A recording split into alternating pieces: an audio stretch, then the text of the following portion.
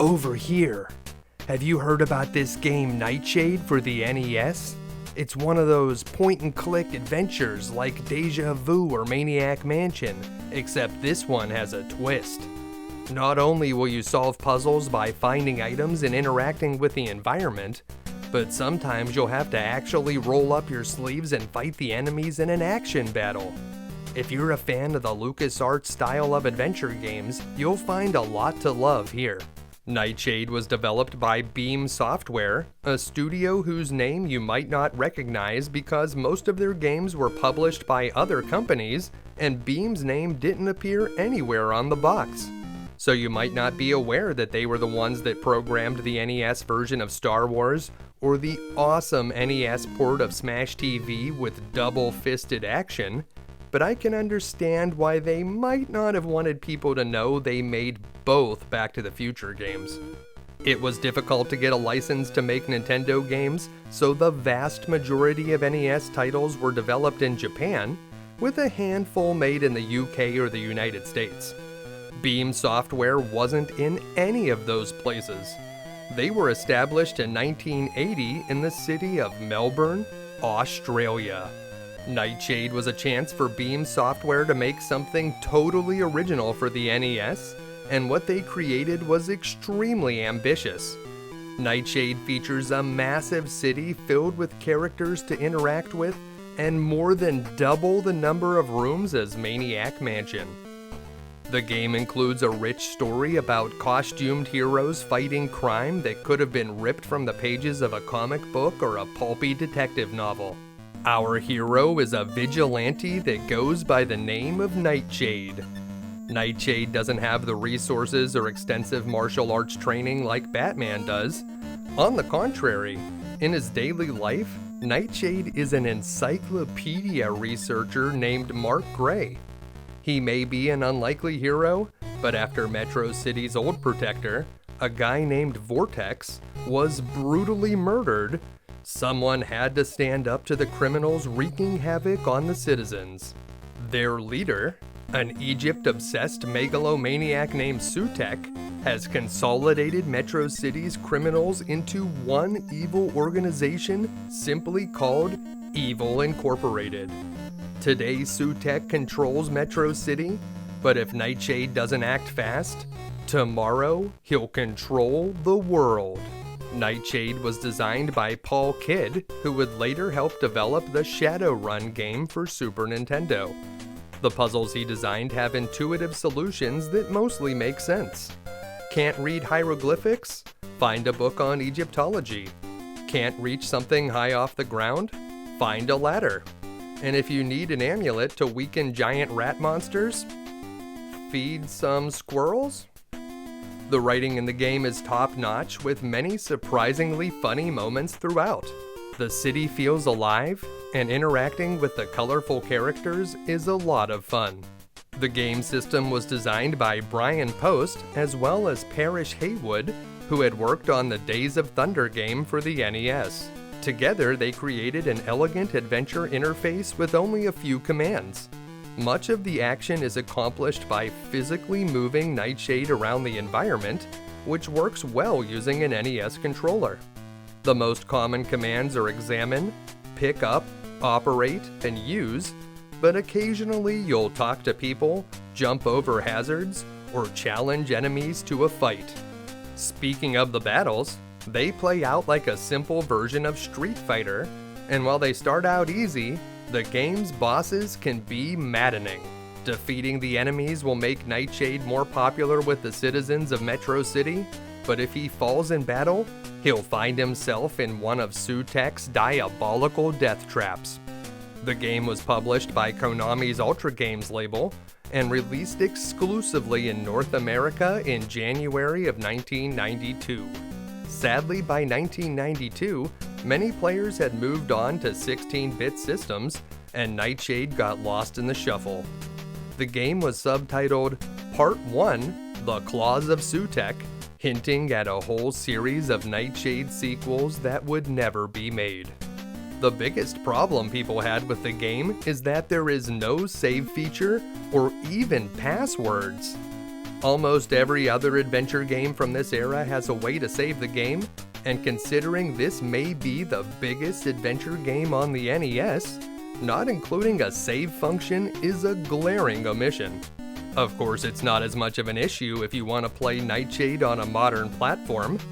It's available to download on Steam, and surprisingly, it's one of the NES games included with the Switch's online service, which allows you to save the game wherever you want. Modern players that attempt this game will still have to deal with all of the challenges the NES is notorious for. Metro City is massive, and even figuring out where to start can be intimidating. Even if you can solve all of the game's puzzles, you'll still have to defeat the bosses, and while the first few of Sutekh's death traps are escapable, eventually, it'll be game over. But what if I told you the easiest way to increase your popularity so you can access important locations right away? What if I showed you how to get every item and complete every task so you can finish with 100%? And what if I showed you how to defeat every boss? Even Sutekh himself? Well, on today's episode of You Can Beat Video Games, we'll learn all of that and more. If you're new to the channel, we're doing deep dives on retro video games and giving you the professional strategies that can be used by the casual gamer. Please make sure to subscribe and check out youcanbeatvideogames.com for episode lists, news, and official You Can Beat Video Games merchandise. Let's get started.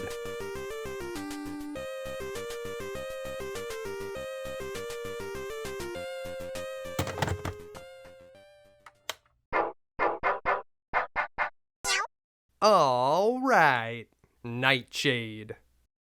Before we jump into the actual game, you don't get lives or continues in Nightshade. You can certainly get killed, the enemies can defeat you, you can get killed by certain hazards, but if you do, you'll end up in one of Sutekh's death traps, and if you can escape the death trap, you'll get an extra chance at the game, and it'll refill your health entirely. So let's go through those. This is the first one. Whenever you see this conveyor belt trap, the way to turn it off is the lever that says stop right underneath it, so that part's intuitive. You might think that you need to wait until Nightshade's hand is near the lever, but that's not how this actually works. Instead, you need to wait until his foot is by the lever, and make sure that you pick the left lever because the right one is instant death. Now, trap number 2, this one's a little bit more difficult. There's a pipe here, it's the second and fourth pipe, so you need to pick up both of those, and then get into this position near the first pipe, and you're going to use one pipe on the other pipe. You need to be in this exact position, so stand here and face the back wall. Put the two pipes together, and when the wall comes near you, Nightshade will be free. The third trap is a little bit more complicated. If you fall down to the bottom, you'll be eaten by that dog, so you need to move your chair over to this torn metal and then operate the metal. Come over to this gap, press the select button and choose the jump option to jump over the hole. Now I would wait until the hole gets to be about this size, then operate the lever, wait until the dog is moving to the left, drop down and quickly run to the door. For the fourth trap, you need to have food in your inventory, so as soon as you get control, press the select button, use the food, and use it on the rat. It's okay if the rat is far away from Nightshade, he will run over and free you from the trap. If you don't have any food in your inventory, that's gonna be game over. And if you die 5 times, you'll end up in this freeze ray trap, and sadly, there's no escape from this one. That one is instant death. If you fail any of the death traps or you end up in the freeze ray, you will get this game over screen followed by your completion percentage, and for this trap demo, we had 0% of the game completed, so we were a complete weed. You don't want to be a complete weed, So let's get into the actual game and work on getting up to 100%. At the very beginning, you can see that there's a bomb right here that's about to explode in any second. Yeah, it's time to panic. To escape from the bomb, you want to move Nightshade over to the left side of this wall. If you got far enough to the left, the bomb will explode harmlessly, otherwise it'll take away a pretty good chunk of your health. Once the bomb is detonated, you can move Nightshade over to this candle, which will burn through his restraints and set Nightshade free. From what I can tell, you cannot free Nightshade before the bomb detonates. Afterwards, you can pick up the candle.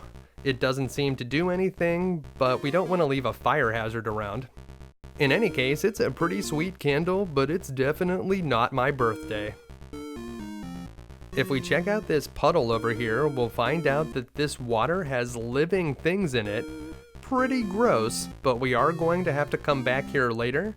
But first, let's investigate the room to the right. There's a lot going on in this introductory dungeon, and the first thing that we see is a self-destruct mechanism. Let's try it out and see what happens. It doesn't actually self-destruct anything. Instead, it lowers the water level here on the left, and then we can examine this grate and find out that it's actually a grate. But my great-great-grandfather had a grate that was greater than this, though. It didn't have all the rust that this one's got. I think this is a way for the game designers to tell us that sometimes the descriptions on these levers might not be accurate. I do like this picture that seems to change its appearance whenever we enter and exit a room. And if we look at this lamp, we see that it's pretty, so okay. And then if we examine this armor, we'll find something very important: the key. Once you have the key, head over here to the right where we'll find a very important item, the crowbar. To be able to pick it up, you need to access the main menu, so press the select button and then choose the pick up option to get the crowbar. Once you have it, head down into this room. This desk has 2 important drawers on it, so make sure to operate the drawer on both the left and the right to get the flashlight and the screwdriver. The flashlight is a mandatory item, and the screwdriver is practically mandatory. Make sure to get both of them. Also in this room is a statue that has a small key slot on it, which we might want to use our key on, or we can try the crowbar and then... Wait a minute. The crowbar snaps in 2? Okay, it was a joke. The first time I read that though, I was ready to reset the game. But no, don't use your crowbar. Instead, you want to use your key on the statue, and you'll find an ancient Egyptian coin, which we're going to need a few rooms from now to get a very important item. So over here, now that we have the crowbar, we'll be able to open up this grate, and we'll be able to go down into the dark below because we have the flashlight that we found in the desk. So if you didn't have the flashlight, you wouldn't be able to come down here. And if you examine this skeleton, we'll be able to get a useful item, the bone. The bone is technically an optional item, but make sure to grab it anyway. We're going to be using it later in the game to increase our popularity. And we won't be able to go any deeper into the sewer because Nightshade can't swim, and I don't care if you can swim or not, jumping into a river of raw sewage seems like a terrible idea. So instead, we're going to head into this room that we haven't visited yet, and that guy in the bowler hat is an enemy. He always walks in this counterclockwise pattern, so it's not very hard to avoid him, and if we operate this painting, great quivering enigmas with a side of salad and light tartar sauce. There's a secret entrance here. In this room, you'll notice that there's a moth-eaten hole in this rug, and that's actually a trap, so you want to stay as far to the top of this screen as you can. And if we examine these screws, there's something you can do here that's optional. You can use the screwdriver, and that's going to make the chandelier below drop off the ceiling. There's a crash and a thump, and then Nightshade says one of his catchphrases, "Did I err?" Well, did you, Nightshade? Before we go, make sure to operate this lever. That's the whole reason why we came up here, and I'm going to show you why you don't walk in the middle of the carpet. There's a trap there that drops you down into the crowbar room and you'll take a damage, but it does allow you to avoid fighting that English guy. If you do have to fight him, make sure to stay ducking when you're punching him and try to give him these 3-punch combos. It'll be like punch, punch, uppercut, and that uppercut does a good bit of damage. If you stay ducking, you'll be able to avoid the bowler hats that he throws at you, but you mostly just want to try to avoid that guy. We'll have plenty of chances to fight the League of Unreasonable Gentlemen later. The chandelier that we dropped down has a cryptic message on it that says, "The river spirit has eaten many secrets," and I'm not exactly sure what that means, but now we can come back to this room and you'll see that the water has gone away because we threw that lever upstairs. So now we can move into this room, and there's an X on one of the bricks in the background. If you operate that brick, we'll enter a secret room. Back behind this hidden brick, we'll find a bunch of candles. These blue flames are the burnies, and they will definitely damage you if you try to jump through them. Instead, we need to operate the second largest candle that Nightshade has ever seen, and operate its brother over on the left side. Operating both candles will make the flames go away, and then if you examine these hieroglyphics, we'll get a message that says we might need a book on Egyptology to be able to read those. Okay, we'll keep that in mind. Use the jump command. You'll need to press select to find that, and then we're going to use our coin on this statue of Nepentech. So use the ancient coin that we found inside the statue that we used the key on, and this is going to get us our first of 5 scarabs. The other 4 scarabs are all held by the game's bosses. This is the only one that we'll be able to get simply from doing puzzle solving. Once you have that scarab, we can exit this room, and it's time to make our way out of the first dungeon and into the main city. Once we get out into the main city, the real game begins. I think it was a good idea for the developers to create that introductory dungeon so that we can get used to the mechanics before we get out here into the big city. But now that we're here, we can try talking to this old man. He's not very impressed with us, and I agree. Nightshade's outfit makes him look very sketchy. If I was making a lazy cartoon for kids about stranger danger, Nightshade is what the bad guy would look like. He'd probably drive some kind of white van around and hand out free candy. This guy tells us that there's 4 bosses that we'll need to fight, and he says that maybe he'll help us if we can defeat at least one of them. If we head down from the old man, we'll find Big Al's grocery store, and if we operate this brick with a V on it outside of the store, we'll get a free pair of Captain Utterly Invincible's force gloves. They're not the most useful item, but they will prevent us from taking a bit of damage later. Inside of Al's grocery store, we can do a little bit of shopping. Sutekh was nice enough to not rob Nightshade whenever he put him into that chair near the candle and the bomb, so we actually have some money in our pocket, and if you use it on the store clerk, she'll give us some food. A box of Uncle Rodney's crunchy weasel flakes. Now, all the food in this game essentially works the same way. If you operate the food, Nightshade will eat it and he'll gain back about a bar of health. You can also use it on some small animals. There's a couple uses for food. If we head over here to the city newspaper archives, we're going to get kicked out. Nightshade knows when he's not wanted. Sob. The reason why we weren't allowed in there is because our popularity isn't high enough yet, and whenever it gets higher, we'll be able to come back in there.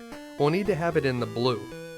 Outside of the newspaper archives, if you operate this gumball dispenser, we'll be able to get some gum, and although I've tried it in many places, I've never found a use for the gum. Let me know in the comments if you know something we can do with it. In this room, there's a bouncer that won't let us into this tower. There's another way that we can get in by using the elevator, but we're not going to do that right now. That's where one of the bosses is, and before we fight any of the bosses, there are a number of things that we need to do first. You don't want to be fighting the bosses just yet. If we go over here and open up this phone box and operate the phone, this is the way to get to Vortex's secret lair, and it seems like Vortex might not be dead after all. We don't have high enough popularity to get in there right now, so we're going to need to raise that up a bit before we can enter. In this room, we're going to find a very helpful item, the ladder. The ladder's not a mandatory item, but if you want to be able to get 100% in the game, you're definitely going to need it. We've now been kicked out of 2 places for not having high enough popularity, so raising that popularity is the next thing that we want to do, and the best place to start is here in this museum. If we take the dino bone out of this display, it's going to collapse the whole skeleton, and that will make us lose popularity. But whenever we put the skeleton back together, we're going to gain even more than we lost. The best part about starting here is that you can't get negative popularity, so if you didn't have any popularity when you got here, when you remove the dino bone, you won't lose anything. You can see we gained 2 bars for that, so that's a pretty good start.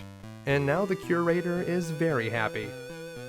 If we take a look at this dinosaur, we see that this guy is a large plastic dinosaur. Imagine the cereal box that thing came from. That's all we want to do right now in the museum, but as we head out, we can fight another member of the League of Unreasonable Gentlemen. Remember when you're fighting members of the League to stay ducking most of the time and try to hit him with your 3-punch combo that ends with an uppercut. If you stay ducking most of the time, that will prevent you from getting hit by their bowler hats that they try to throw at you.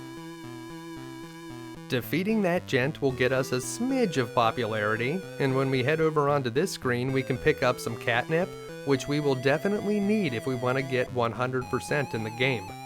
If we look at this homeless guy, we'll see a newspaper story about a man named Waldo Schmier that got caught trying to steal Egyptian artifacts. Could that be Sutekh? We can give this bum money, and that will raise our popularity. Hopefully he'll spend the money on food. I tried giving him food, but he won't take it. It's kinda hard to blame him though for not wanting to take food from somebody that's dressed up like Nightshade. Up here we see a cat being chased by a dog, and there's some pretty funny descriptions of these animals. If you give the bone that we found at the beginning of the game down in the sewers to the dog will run off, and with the cat rescued, our popularity will increase. Inside here is a bookstore, and this is one of my favorite exchanges in the game. Nightshade talks to this woman like he's some kind of space alien that's wearing a human suit and trying his best to blend in. Hello, lowly bookseller. I seek to purchase a book. At first, we don't know what book we even want to buy, but if you examine the shelf on the left, we find out that they have the Book of the Dead. Sweet! It's not every day you can spend $2 to purchase the Necronomicon. Now don't get too excited about it. I tried using this book in a number of locations and I was never able to use it to raise the dead. The only thing I was able to use it for was to raise our popularity, and I guess that's something that's worth doing anyway. So make sure to grab the Book of the Dead, and then make your way over here to the left, where we'll find another mysterious brick. There are a lot of mysterious bricks in this game, and if we operate this one, we'll find a first aid kit. If you head down here, there's another location that we're going to get kicked out of, but this time it's not because we don't have high enough popularity. We'll have to do something else to be able to get into that kitchen. On this screen, we can rescue a kitten, which will not only raise our popularity, but it will also raise our completion percentage quite a bit. So we need to operate our ladder, which is a little bit confusing, and when you get to the top of the ladder, you can try to pick up the kitten, but it will not be pick-upable. Instead, you need to use the catnip, and then you can try to pick up the kitten. Whenever you try to pick up the kitten this time, it will instantly jump down to the bottom, and when you head down there, you'll be able to get your popularity reward. Don't forget to pick up your ladder when you get to the bottom. We are going to use it again, and later on in the game, we get the ability to talk to cats. I did use that ability on this kitten, and it says a funny thing about, in the battle of good versus evil, evil gets the better clothes. If you head down here, after examining the V on this lamppost, you'll notice that the fourth brick on the right side is different from the others. You won't be able to tell that the brick is different until you've examined that sign. Then you can operate your ladder again, and when you get to the top of the ladder, you'll want to operate that brick, and this time we're going to find the whistle. The whistle is a completely optional item, but it will get some bats out of the way. Bats can deal us some damage and they're kind of annoying, so we might as well grab this whistle. It does have a little bit of use. Now that our popularity is in the blue, we can head back to that screen that has the sports car on it, operate the phone booth, and this time we'll be allowed inside. Once we get inside, we'll find out that sadly Vortex is not alive. He's just programmed his consciousness into this computer, so I guess that's better than nothing. In here we'll be able to get 4 very important items, the domes. We're going to use those domes to protect some treasures that Sutekh is going to try to steal. We'll also find this healing booth. If you operate the healing booth, it will refill your health entirely, but be careful, you can only use it 4 times. So what are we doing with these domes anyway? At the very end of the game, there's going to be a boss gauntlet where you have to fight all 4 bosses again before you fight Sutekh. However, if we use these domes and protect all 4 of the treasures, then those bosses will not show up for the boss gauntlet at the end of the game, and we'll just have to fight Sutekh by himself. You will need to protect all 4 treasures to be able to get 100% in the game, and if you defeat one of the game's bosses before you protect all 4 treasures, then one of the treasures will go missing, and for each treasure that goes missing, you'll have to fight one boss in the boss gauntlet at the end of the game. Now that we have higher popularity, we'll be allowed into the newspaper archives. If we operate the drawers, you need to be in front of the row that you want to open the drawer on. We can find out about the different types of enemies in the game. Most of the drawers are empty, but you'll see the ones that I open up, those are the ones that actually have newspapers in them. This one is particularly interesting. It tells us about the 4 Egyptian artifacts that Sutekh is going to try to steal, and now that we have those 4 domes from Vortex HQ, well, those are the 4 things that we're going to be looking for next. This story reveals the headquarters of the ninja women in the game, and if we head over onto the right side, we'll find a very interesting article about a guy named Professor Sandalford, who we had heard a bit about before. This story reveals Sandalford's location on the west side of the city inside a high-security bunker. Well, we're definitely going to want to visit him, so we'll have to hit up that location. And over here on the far right, we see a random story about a guy that jogs all the way around Australia. I don't think that one is relevant. Once we head out here, we'll head over to the right and then up, so go up near the gumball machine, and that will take us to this screen that has the main entrance to a place called the Pyramid Club. The bouncer won't let us in the front door. The only way that we're going to be able to get into the Pyramid Club is to go through the back, and to get in there, we're going to need to buy some hot, tasty nuts. Whose nuts? D's nuts. So you want to use some money on the nut vendor, and you'll need to do it 3 times. Each time you'll also get a portion of food, so we'll be able to eat that food to replenish some health, or we'll be able to use it to get another item later in the game, so this is going to serve a dual purpose. After you've purchased 3 orders of nuts, we'll be able to get in, but you can certainly purchase a bit more. It seems like you have infinite money in this game, but you don't, so if you want to be able to get everything in the game, I don't recommend buying more than 4 servings of nuts. We've now unlocked the way to the Pyramid Club, but there's going to be some difficult battles in there, so we're not going to head into there just yet. Instead, we're going to make our way to the right, go past the museum, and we'll come to this screen, which is the library. We'll notice that this squirrel is very hungry, and, well, I bet it'd like some hot, tasty nuts, so use food on the pretty squirrels, and they'll kind of go nuts for a moment and then exit the screen, and when they come back they'll bring a very small item which would be kind of easy to miss. You'll want to pick that up. This amulet will make the large rat men enemies that we have to fight a little bit weaker, so that's nice to have. Inside the library, we'll find a librarian that doesn't want to talk, she just wants to shush us. But she'll change our tune whenever we give her that dead book that we found. It's actually a library book that's been missing for quite some time. And whenever we give it to her, that's going to increase our popularity. We don't really need more popularity at this point, but if you die you'll lose some, so it might be nice to have a little bit of a buffer. If you operate this horizontal green book in this room, you'll be able to open up a secret passage over here to the right, and in this room there's the Scroll of Tanis. That's the first of the treasures that we've been trying to find. We won't be able to pick up the Scroll of Tanis, instead you want to use a dome on it. That'll make it flash, and when it's flashing, it's protected from Sutekh. Also in this room, if we examine this bookcase, we'll find another strange book, and it's one of the vertical brown books on the middle shelf.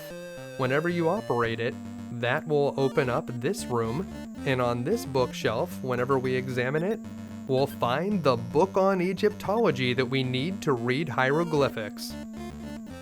Now this room was also part of the hidden basement beneath Waldo Schmear's mansion, so we are going to come back there later and explore that area a bit more thoroughly, but for now we're going to exit the library and make our way to the next treasure. You want to quickly enter this building before you get hit by the bomb outside, and we see that there's an Explodo brick trap over here, and this torch has extremely high volts on it.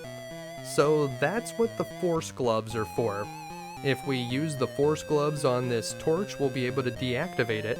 However, if you don't have the force gloves, you can just operate the torch. You'll take an electrical shock which will damage you, but it doesn't deal that much damage.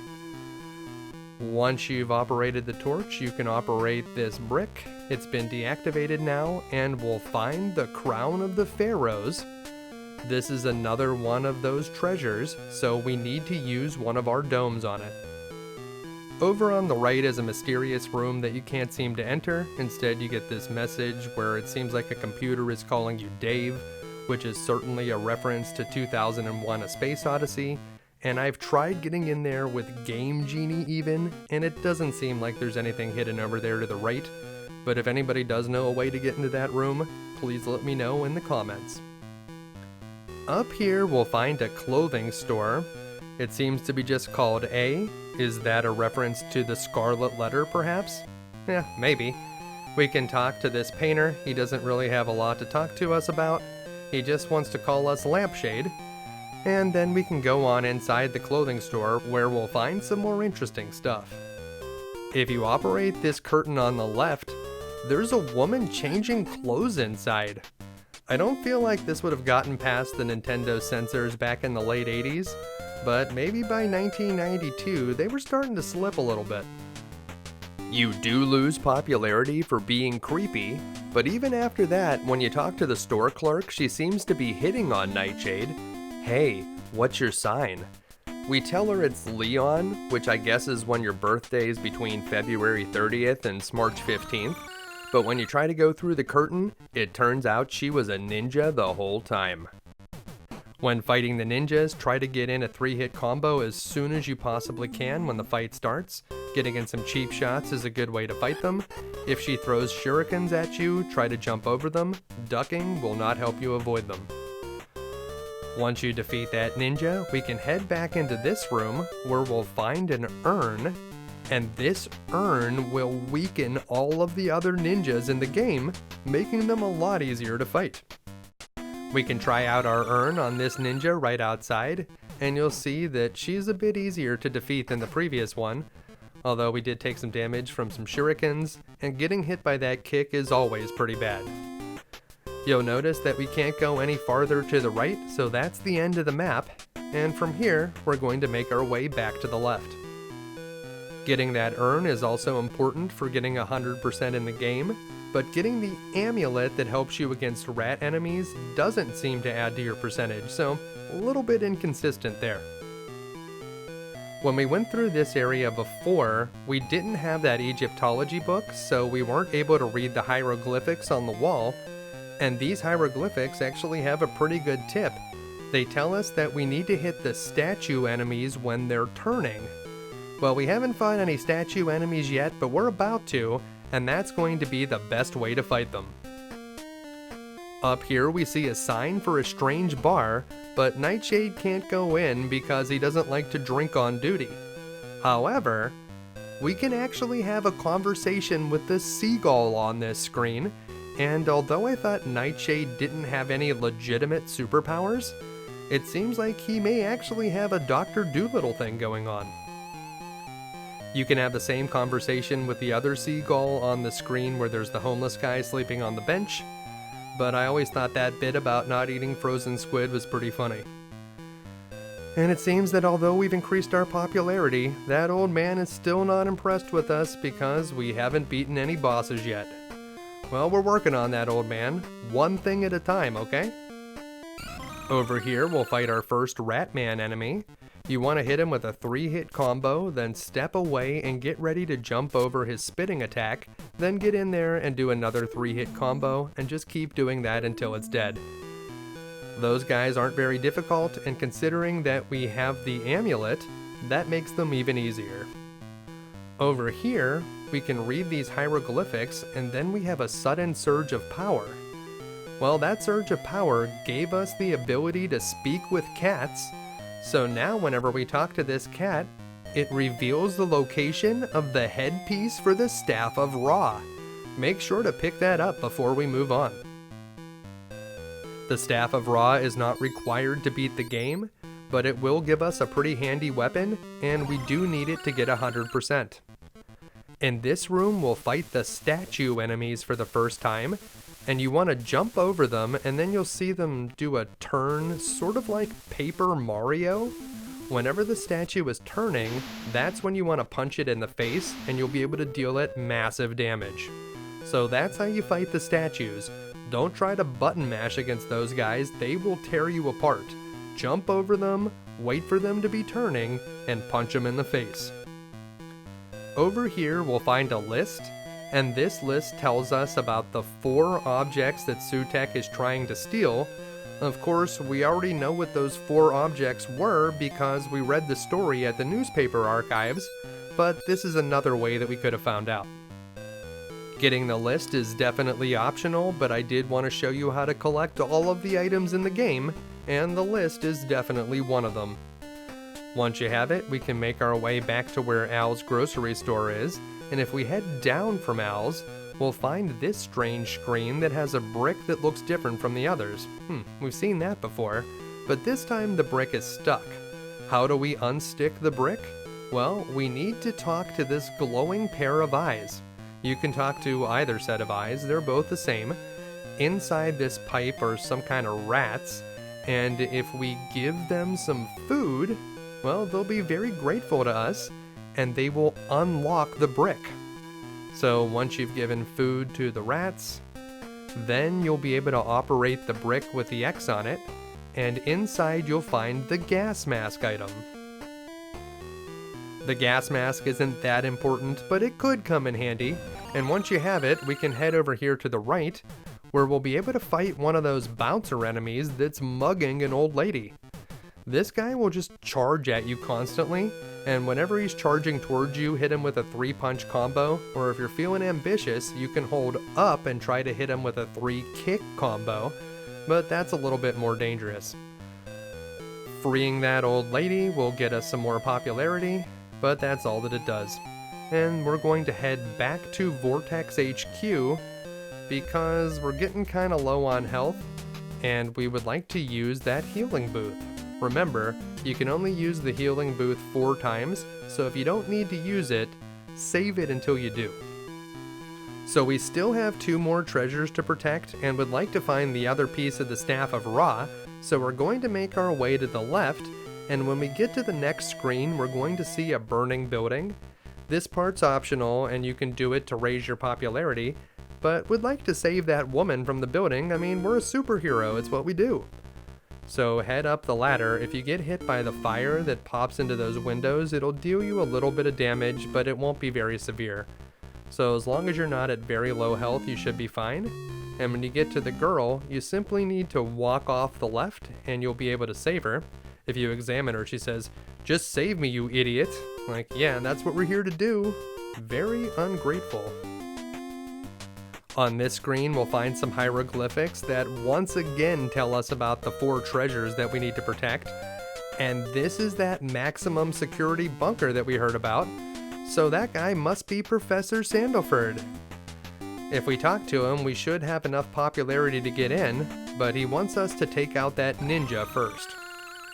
As usual, try to get some early 3-hit combos on the ninja, jump over the shurikens if you can, and hopefully you won't get hit by too many of their high kicks.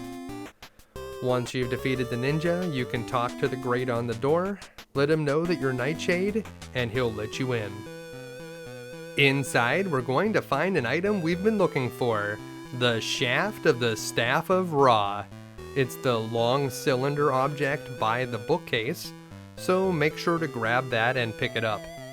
Once you have the shaft, you're going to use the headpiece on it, or vice versa, it should work either way, and that will give you the full Staff of Ra.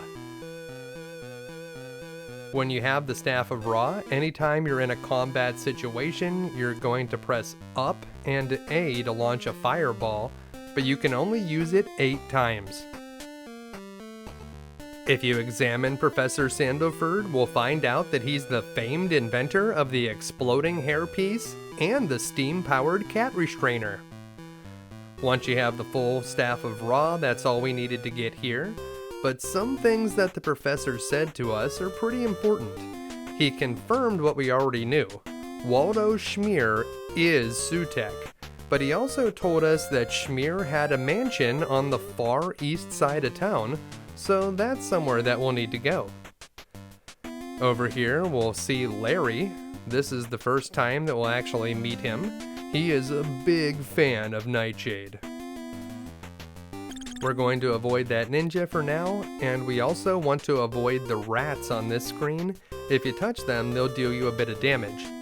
Over here, we see a woman that sells newspapers. I say woman, but maybe she's a girl, although I hope she isn't a minor because I don't think that Nightshade is technically allowed to be within 300 yards of them.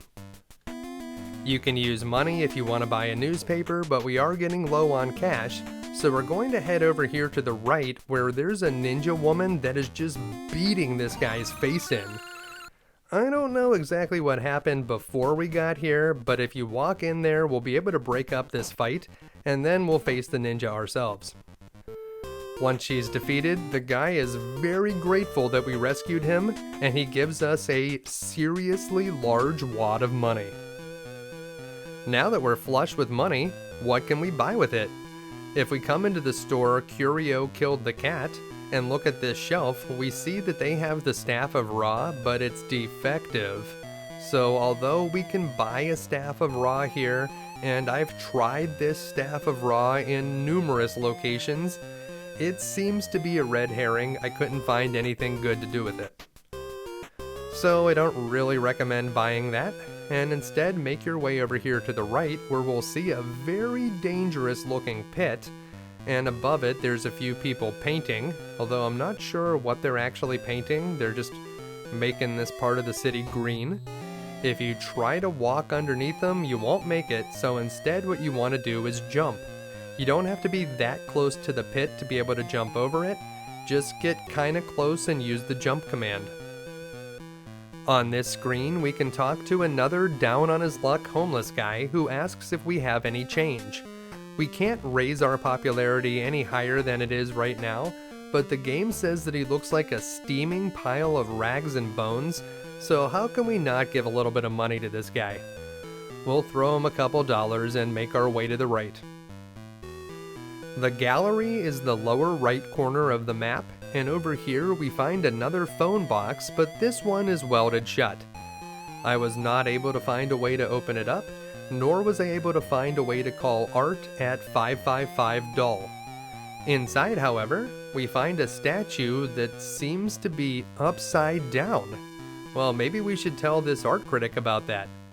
If we head over here and try to talk to the art critic, well, this guy doesn't have a lot to say to us. He says we don't usually see people of your quality in this establishment. He's probably talking about how Nightshade looks like someone that needs to register under Megan's Law. In any case, over here in this room, we're ambushed by two of those statue monsters. Remember that to fight them, you want to jump over the statue, and then as it turns around, punch it in the face. Once these guys are defeated, we can examine the artifacts in this room, but there doesn't seem to be anything useful in here, just this prop from Don Giovanni. But over here, we'll find the third treasure, the Statue of Sutekh. Now, if you defeated any of the bosses, this is the first treasure that disappears, so you'll see like some broken glass here, and you won't be able to protect it with a dome.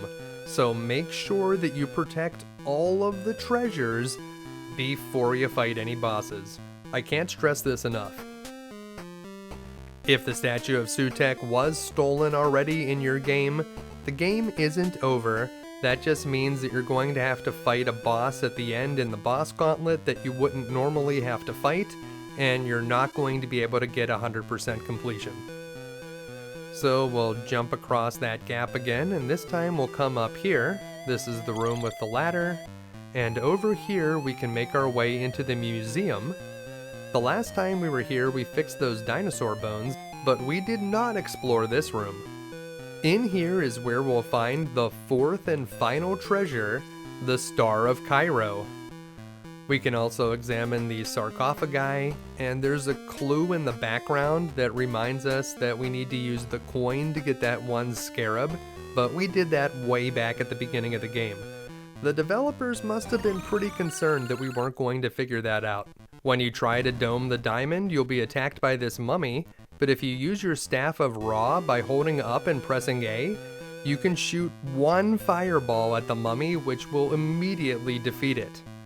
Once the mummy is gone, we can use our dome on the Star of Cairo, and now we've protected all four treasures. If you don't have the Staff of Ra, you need to jump over the mummy and quickly do an uppercut on its back by doing a 3-hit combo.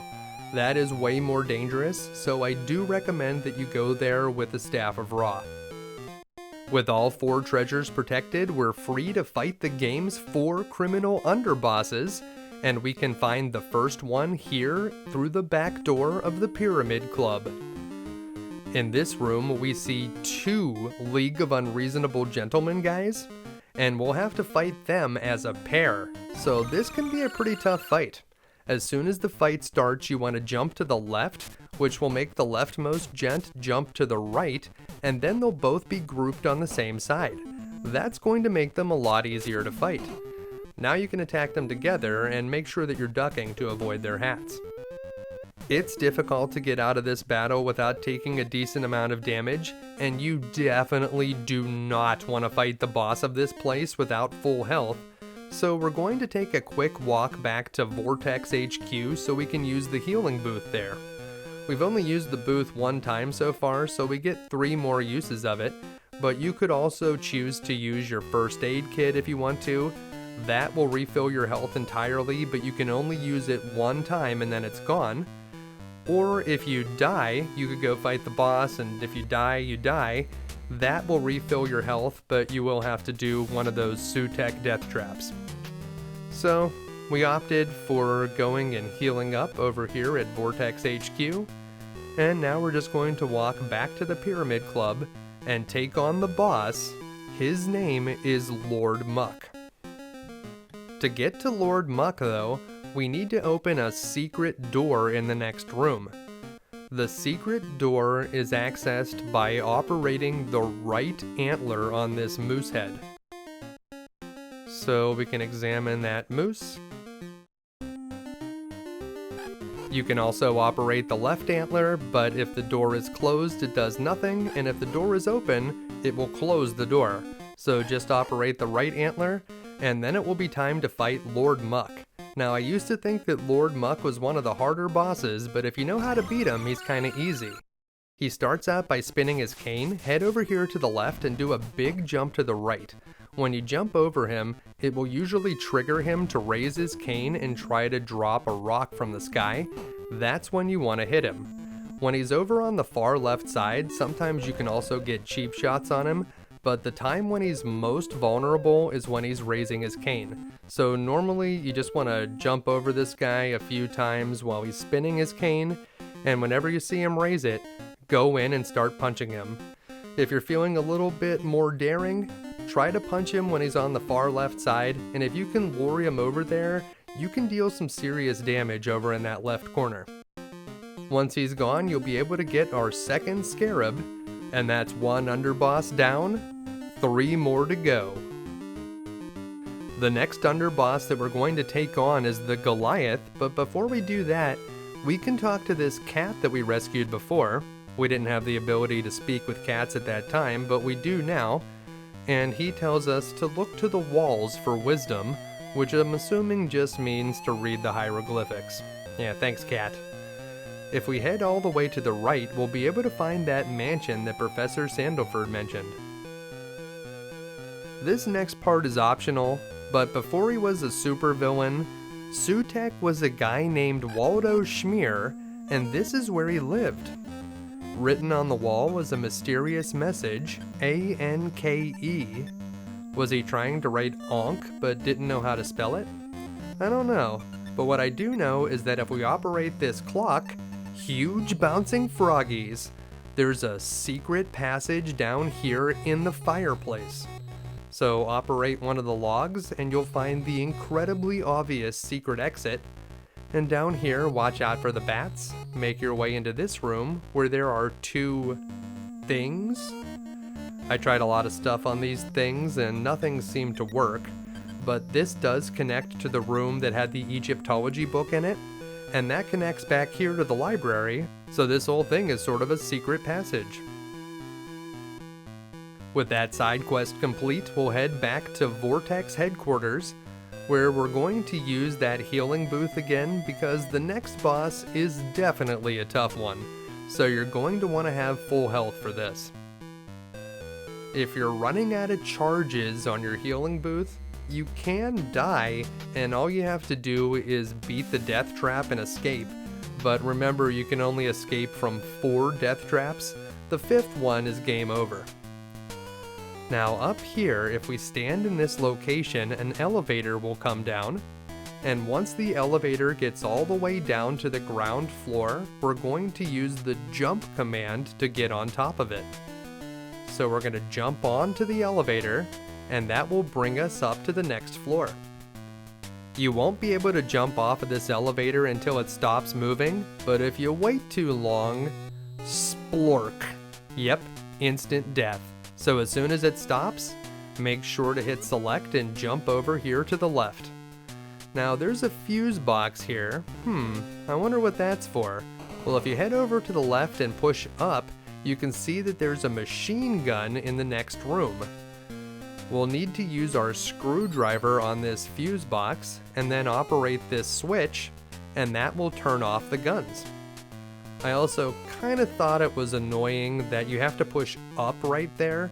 There's nothing else like that in the game, so that was pretty hard to figure out. It's possible to get past these guns without turning off that switch, but you'll probably have to use a ton of food or a first aid kit to do it, and so it's much better to just use the screwdriver and then turn off the switch. Up here, we'll be able to use our crowbar to get inside this air vent, and well, there goes the element of surprise.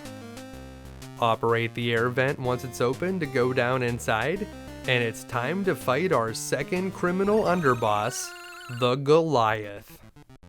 The only way to safely damage the Goliath is to get him to charge at you and then lure him into a wall.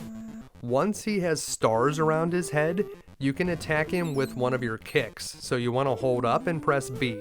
That's how you're going to maximize your damage.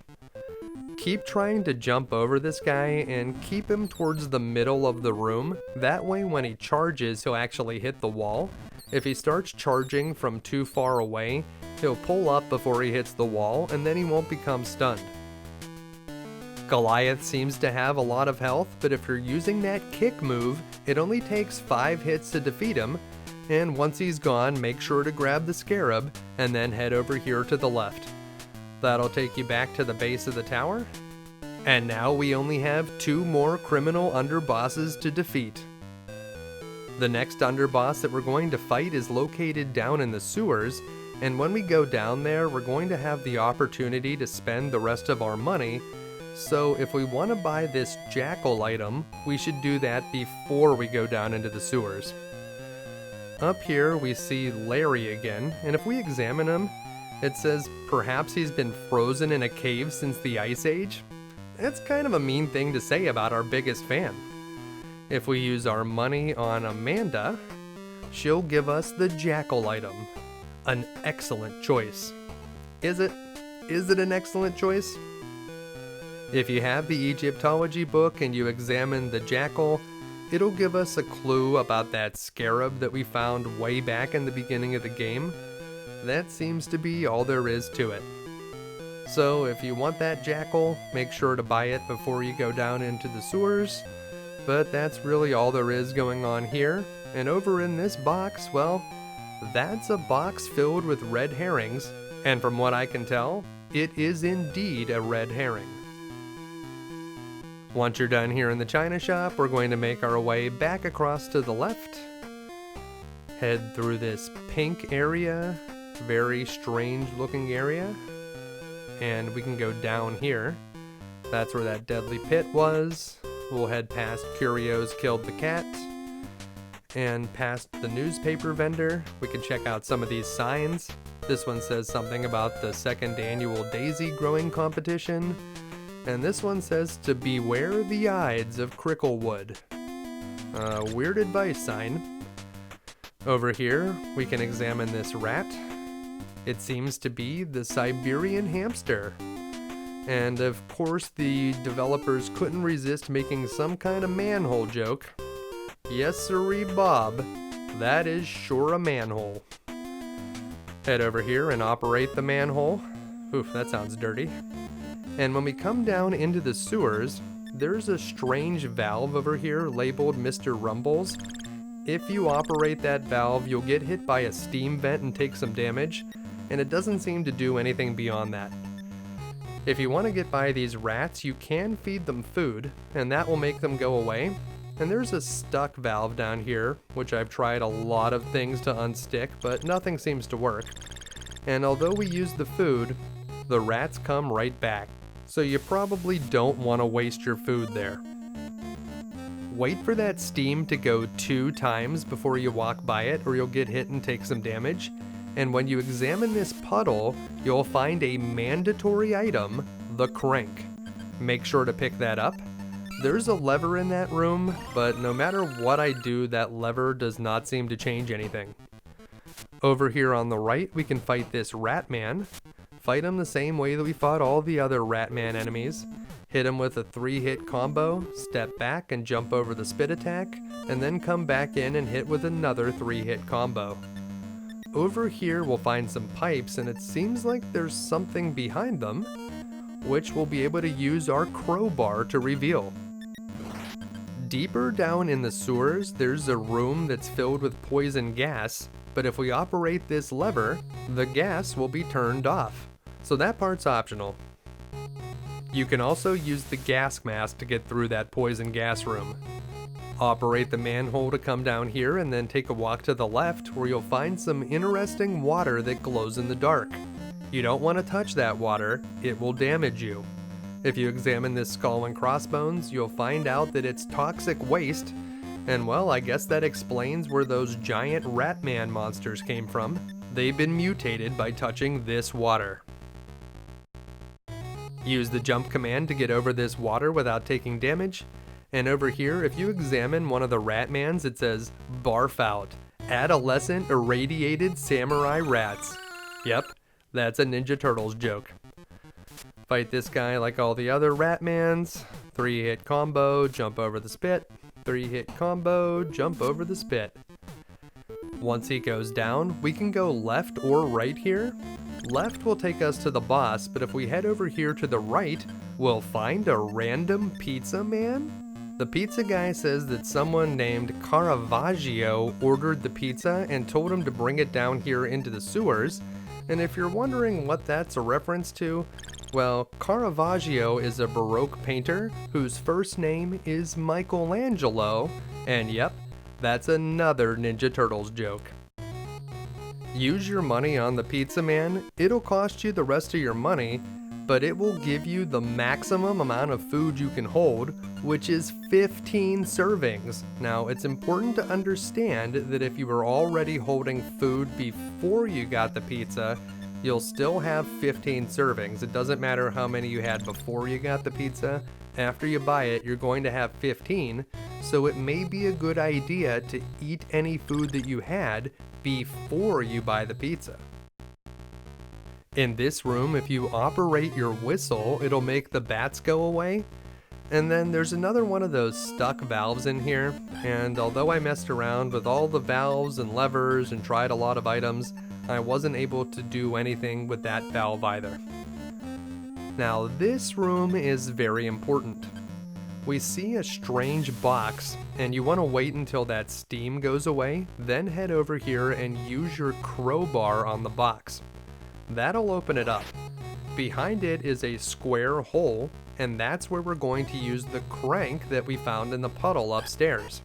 So use the crank on that square hole, and that's going to open up a passage that leads to the boss. So if you don't do that, you won't be able to get to the boss later. Down here, we find the body of Vortex. He was left here to die like a ring-tailed rock wallaby. Well, that kind of gives it away that this game was made in Australia. There doesn't seem to be any way to heal Vortex, and this is the room that would have the poison gas in it if you didn't turn it off upstairs. So if you're coughing from poison gas, make sure to operate your gas mask. Down here, there's one more Ratman enemy that we need to fight, and once he's defeated, you can see that there's a manhole in the floor. That's going to lead to the boss. Now, if we didn't do that whole crank thing, there will just be some water there. On the other side, this room, I've tried a lot of things in that room, and it doesn't seem like anything important happens there. So we're just going to make our way down the hole, and it's time to fight King Rat. The King Rat doesn't do the spitting attack that the other Ratman enemies can do, but he's replaced it with a tail whip attack that does a ton of damage. So you want to try to get in a 3-hit combo and then try to back off so that you don't get hit by the tail whip that he usually follows it up with. It'll take a few 3-hit combos to finish off the King Rat, and once he's defeated, make sure to grab the Scarab. Only one criminal underboss is left. We can now walk our way out of the sewers. If you're going to use food to restore your health, make sure that you count how many servings of food that you've used. You don't want to use your very last serving of food just in case you get stuck in that 4th Sutekh death trap, and you'll need it to be able to feed the rat that will set you free. So once you've used 14 servings of food, make sure that you don't use that 15th one just in case you might need it. We can use the food to max out our health here, or maybe this wouldn't be a terrible place to take a death. If we head over into the room on the right and just let that Ratman kill us, we'd be able to escape one of Sutekh's death traps and then would have full health, would lose a little bit of popularity for doing that, but would also come all the way out of the sewers and we wouldn't have to walk out of here. So now wouldn't be a terrible time to take a death. Although if you're new to the game, try not to take deaths ever, just in case you need them for the final boss. It really doesn't take that long to walk out of these sewers, so just make your way out of here. We're not going for some kind of world record speed run or anything, and the game isn't timed. So just carefully make your way out, watch out for all the different steam and different types of enemies, poison water, all that stuff. You want to maintain a high amount of health. I will show you what happens if you try to operate this valve. We hear a few rumbles, and it's very hard to get out of here without taking at least a little bit of damage, and if you stay under that steam, you could take a ton. This sign tells us where to get a Wankel rotary engine, but that's completely irrelevant. And as we head over here, we can take out this ninja, although that's also completely optional. It's weird to me that Larry watches us fight the ninja, but the other guy doesn't. Like, does he hide in his booth or something, but Larry's not scared? I don't know what's going on with that. Well, we'll make our way over here. This is an Asian restaurant called the Honorable Chopstick and Shuriken Tavern. This is one place where you actually use the fight command, so try to fight one of the waitresses, and it turns out that she was a ninja in disguise. Luckily, we don't have to fight two ninjas at the same time. That could be very difficult. Try not to take a lot of damage here, because in the next room, that's where the fourth and final underboss is. She says she wanted to meet with Bruce Lee. Well, I have bad news for you, Ninja Mistress. If you want to meet with Bruce Lee, we're gonna have to do some kind of seance. She fights similarly to the other ninjas, except that she can launch this orb. Whenever she does that, the orb can't hit you if you're ducking, but while you're ducking, your movement is greatly limited. So try to avoid the orb, stay ducked down when you can, and quickly defeat the Ninja Mistress. If you don't have the urn, she can be very difficult to beat. And that's it. We now have the fifth and final scarab, and it's time to make our way to the end of the game. Before we head on to the final battle, we're going to make our way back to Vortex HQ so that we can refill our health. We still have a few more uses of the healing booth, so we might as well take advantage of that. So we're just going to head over here to the right. We also still have our first aid kit, so that's good. We may need that before we have to fight the final boss. And we do have a couple servings of food left, but maybe we should have saved more of our food and not eaten all of it when we were down in the sewers. I did want to illustrate how the pizza worked, so I wanted to show you that we got a ton of servings of food, but maybe that wasn't the best idea. Well, in any case, we're still alive, we have a full bar of health, and we want to make our way to the upper left corner. As we walk by the entrance to the dungeon, is this old man finally impressed with us? Alright, I suppose you'll do. Well, is that the best you can say? We defeated all 4 underbosses. We protected all 4 treasures. We got the Staff of Ra. We have full popularity. What more do you want, old man? Earlier in the game, we were in this room and there was some hieroglyphics that we couldn't read, so I'll stop in here real quick and read those. Yep, it's a message from vendor services, although I suppose that is a clue that you would need to use the coin there. Head up here to enter the graveyard, and we have to fight 2 more statues before we can make our way to the upper left corner, so you remember how to fight them, jump over them, and as they turn around, punch them in the face. Make sure to only punch them in the face when they're turning, otherwise you may get hit by them. We want to save as much of our health as possible for the final battle. Alright, now we can make our way to the left, and this is the upper left corner room. We can use our whistle here to get that bat out of the way. We don't want to take any unnecessary damage from a stupid bat. And then we need to use all 5 of our scarabs. So get close to the scarab holes and just keep using the scarabs one after the other. Once we put the 5th scarab in place, the statue will open up and lead the way to the final battle. Is this statue wearing some kind of banana hammock? What is going on with the crotch there? Hopefully you're ready for the most difficult boss fight of the game, because Sutekh is definitely not easy. Now once you come in here, there's several empty rooms that have some hieroglyphics you can read on the back wall. This is where the bosses would be if we hadn't protected the treasures. So there'd be a boss in each one of these rooms. It doesn't matter which boss you fought before you protected the treasures. They come back in the order of the closest one to Sutekh is the one that populates first, and then they just populate backwards from there. In this room, there's a strange panel in the middle of the wall. I tried a lot of things on this eye, and I wasn't able to do anything special with it. It just seems to be a trap. I even tried using it so many times that I died. That doesn't do anything good. It does seem to have a bad case of walleye.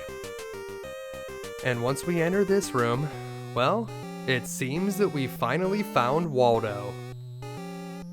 In typical supervillain fashion, he'll tell us his evil plan, which involves TV game shows being broadcast 24 hours a day.